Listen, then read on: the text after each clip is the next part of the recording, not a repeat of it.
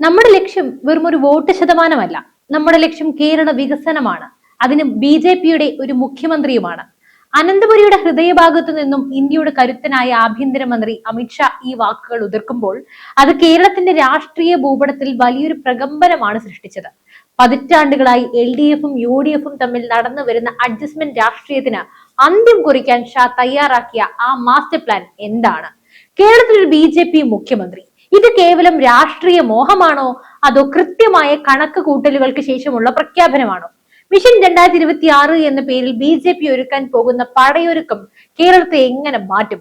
തൃശൂരിലെ വിജയത്തിൽ തുടങ്ങി സെലിബ്രിറ്റികളെ ഒപ്പം കൂട്ടി വോട്ട് വിഹിതം 40% എത്തിക്കാൻ ഷാ ലക്ഷ്യമിടുന്നത് ഏതൊക്കെ മണ്ഡലങ്ങളാണ്?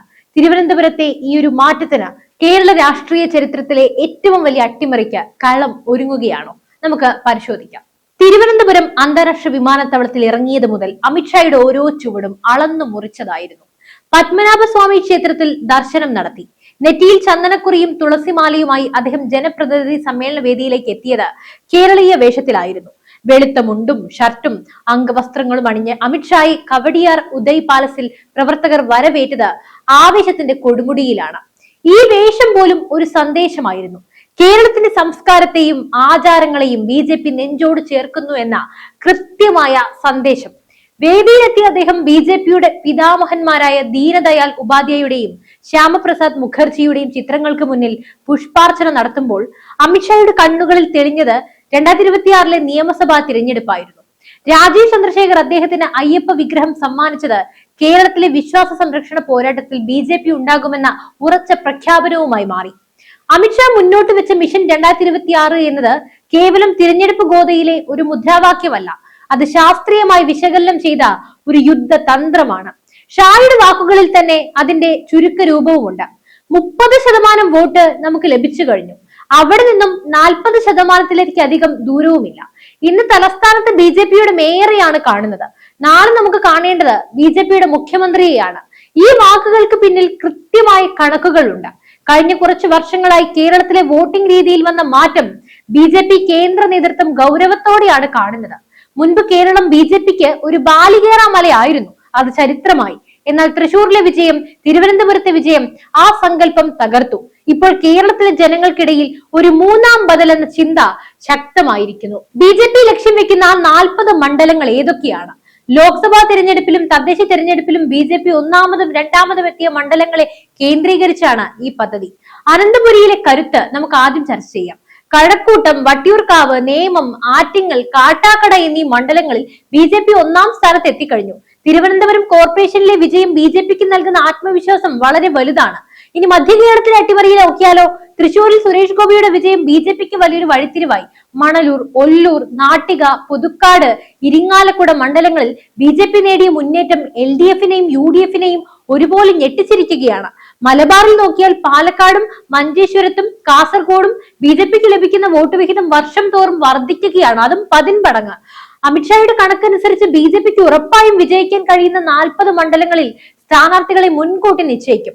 ഇവർ തിരഞ്ഞെടുപ്പിന് തൊട്ടു മുമ്പ് വരുന്നവരല്ല, മറിച്ച് മണ്ഡലത്തിൽ ജീവിച്ച് ജനങ്ങളുടെ പ്രശ്നങ്ങൾ പഠിച്ച് അവർക്കൊപ്പം നിൽക്കുന്നവരായിരിക്കും. വിജയത്തിന് ശേഷവും അങ്ങനെ തന്നെയായിരിക്കും. തിരുവനന്തപുരം കോർപ്പറേഷൻ തിരഞ്ഞെടുപ്പിൽ ബി.ജെ.പി പരീക്ഷിച്ച് വിജയിച്ച ഒന്നാണ് വികസന രേഖ. അത് ഓരോ നിയമസഭാ മണ്ഡലത്തിലേക്കും വ്യാപിപ്പിക്കുകയാണ് അമിത്ഷായുടെ നിർദ്ദേശം.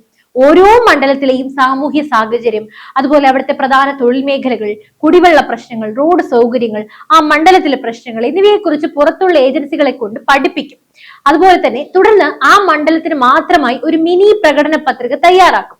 ഞങ്ങൾ വന്നാൽ നിങ്ങളുടെ മണ്ഡലത്തിൽ ഇതൊക്കെ നടപ്പിലാക്കുമെന്ന് ഉറപ്പിച്ച് പറയാൻ ബി.ജെ.പി സ്ഥാനാർത്ഥികൾക്ക് ഈ വികസന രേഖ കരുത്തു നൽകും.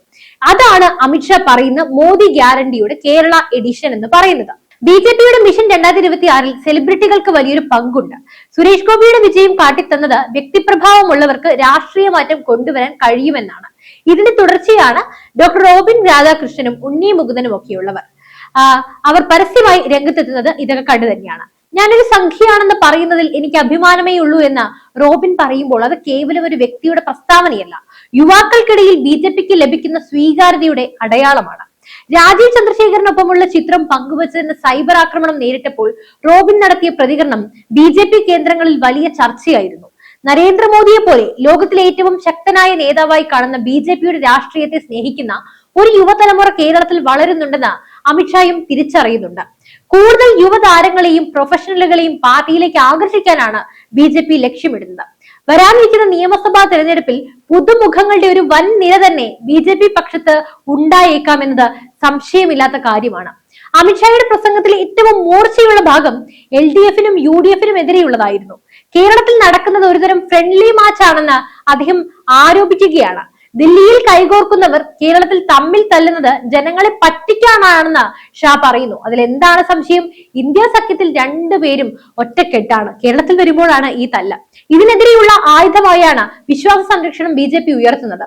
ശബരിമലയിലെയും മറ്റും ആചാരങ്ങൾ സംരക്ഷിക്കാൻ BJP മാത്രമേയുള്ളൂ എന്ന സത്യം ജനങ്ങളിലേക്ക് എത്തിക്കാൻ ഷാ കർശന നിർദ്ദേശവും നൽകിയിട്ടുണ്ട്. ശബരിമല സ്വർണ്ണക്കൊള്ളയടക്കമുള്ള വിഷയങ്ങൾ BJP വരാനിരിക്കുന്ന ദിവസങ്ങളിൽ സജീവമായി ചർച്ചയാക്കും.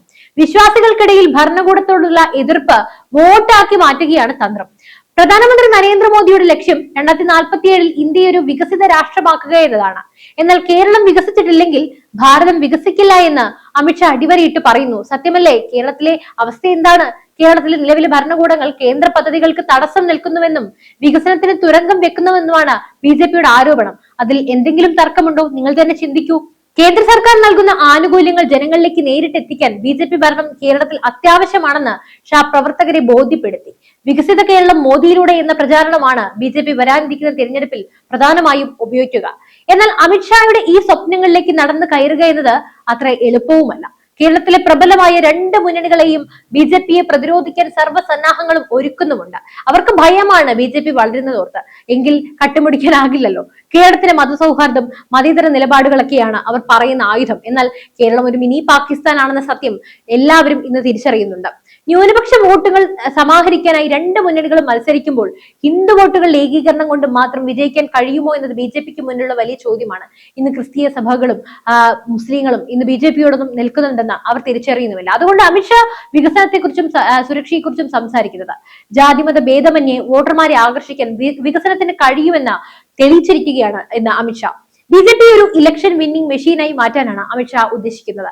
ബൂത്ത് തലത്തിലുള്ള കമ്മിറ്റികൾ ശക്തിപ്പെടുത്തുക എന്നതാണ് പ്രാഥമികമായ ലക്ഷ്യം. വോട്ടർ പട്ടികയിൽ പേര് ചേർക്കുന്നത് മുതൽ ഓരോ വീടുകളിലും മോദി സർക്കാരിന്റെ നേട്ടങ്ങൾ എത്തിക്കുന്നത് വരെ കഠിനാധ്വാനം ചെയ്യാൻ അദ്ദേഹം പ്രവർത്തകരോട് ആവശ്യപ്പെട്ടു. നമ്മുടെ വഴി ലളിതമല്ല, ഇവിടെ താമര വിരിയിക്കുക എന്നത് നമ്മുടെ ആവശ്യമാണ്, ഇന്ത്യയുടെ ആവശ്യമാണ്. എന്നാൽ പ്രവർത്തകരുടെ ആത്മവിശ്വാസം പാറ പോലെ ഉറച്ചതുമാണ്. ഷായുടെ ഈ വാക്കുകൾക്ക് പ്രവർത്തകർക്ക് നൽകിയ ഉണർവ് ചെറുതല്ല. ഗ്രൂപ്പ് വഴക്കുകൾ മറന്ന് ഒറ്റക്കെട്ടായി പ്രവർത്തിക്കാൻ കർശനമായ താക്കീതും അദ്ദേഹം നൽകിയിട്ടുണ്ട്. കേരള രാഷ്ട്രീയത്തിലെ വമ്പൻ സ്രാവുകൾ നീന്തി തുടിക്കുന്ന കുളത്തിലേക്ക് അമിത്ഷാ എന്ന തന്ത്രജ്ഞൻ വലയെറിഞ്ഞു കഴിഞ്ഞു. 2026 വലയിൽ എന്ത് കുടുങ്ങുമെന്നത് കണ്ടു തന്നെ അറിയണം. BJPയുടെ മുഖ്യമന്ത്രി എന്ത് ഇന്ന് പലർക്കും ഒരു തമാശയായി തോന്നാം. എന്നാൽ വളരെയേറെ നടപ്പിലാകുന്ന ഭാവിയിൽ കേരളത്തിന്റെ ഭാവി നിശ്ചയിക്കാൻ പോകുന്ന ഒരു മാറ്റമാണ്. LDFും UDFും മാറ്റി പിടിക്കുമോ അവരുടെ തന്ത്രങ്ങൾ? അതോ പഴയതുപോലെ തന്നെ തുടരുമോ? രാഷ്ട്രീയ കേരളം ഒരു വലിയ വഴിത്തിരിവിലാണ്. വിഷൻ 2026 വിജയിച്ചാൽ അത് കേരളത്തിന്റെ ചരിത്രത്തിലെ ഏറ്റവും വലിയ രാഷ്ട്രീയ വിപ്ലവമാകും. ഈ നീക്കങ്ങളെ ഇപ്പോൾ നിങ്ങൾ എങ്ങനെ നോക്കിക്കാണുന്നു? അമിത്ഷായുടെ തന്ത്രങ്ങൾ കേരളത്തിൽ വിലപ്പോകുമെന്നതിൽ സംശയമില്ല. ഡോക്ടർ റോബിനെ പോലെയുള്ളവർ, ഉണ്ണിമുകുന്ദനെ പോലെയുള്ളവർ കേരളത്തിൽ മാറ്റം കൊണ്ടുവരുമോ? തീർച്ചയായും നിങ്ങളുടെ വിലയേറെ അഭിപ്രായങ്ങൾ താഴെ കമന്റ് ബോക്സിൽ രേഖപ്പെടുത്തുക. മറ്റൊരു വിഷയമായി വീണ്ടും എത്തും വരെ നന്ദി.